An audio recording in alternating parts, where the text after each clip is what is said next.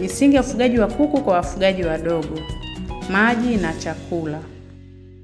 Malengo ya moduli hii ni kueleza ni maji aina gani kuku wako wanapaswa kunywa, kueleza chakula kinachofaa kwa kuku wako, kukufundisha namna nzuri ya kuwapa kuku virutubisho vya ziada. Je, kuku wako wanapaswa kunywa maji gani? Kuku hunywa maji. Mara zote unapaswa kuweka maji kwa ajili ya kuku. Ni muhimu sana maji wanayokunywa yawe safi kwa kuwa yatawasaidia kuwa na afya. Kuweka vyombo vingi vya maji ya kunywa kuzunguka shamba lako kunawahamasisha kuku kutafuta chakula mbali na banda. Vyombo vya maji si lazima viwe vya gharama kwa sababu vinaweza kutengenezwa kwa kutumia vyombo vilivyopo ambavyo vimeshatumika. Namna ya kuwapa kuku chakula. Kuku wa nyama na mayai wanapenda kukoteza na upaswa kutumia muda mwingi wa mchana kuzunguka kutafuta chakula. Katika eneo lako unapaswa kutenga angalau kilomita 10 za mraba kwa kuku mmoja. Hata hivyo, kukoteza kutafanikiwa ikiwa tu kuna chakula kwa ajili yao. Mfano mzuri wa chakula kwa kuku ni wadudu, konokono, minyoo, ngano, mbegu na makokwa ya matunda.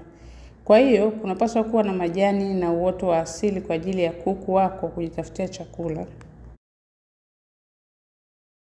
Pia unapaswa kuwapa kuku wako mabaki ya chakula au waache wakoteze chakula katika shamba lako la mazao. Ni wakati gani na kwa namna gani utawapa kuku virutubisho vya ziada?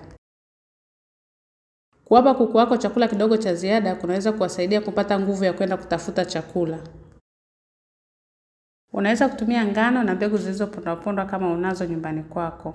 Kama huna, unaweza kununua katika maduka ya vyakula, lakini vitakuwa vya gharama kubwa, kwa hiyo usiwape chakula kingi. Ujazo wa kiganja kimoja au gramu 25 za chakula zinatosha kwa kuku mmoja kila siku.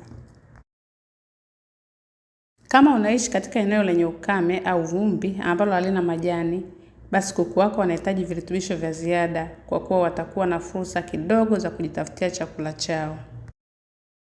Hakikisha chakula cha kuku ni kikavu na unakihifadhi sehemu safi inayofungwa ambapo panya hawataweza kuingia. Ndoo yenye mfuniko unaofunga vizuri itafaa zaidi.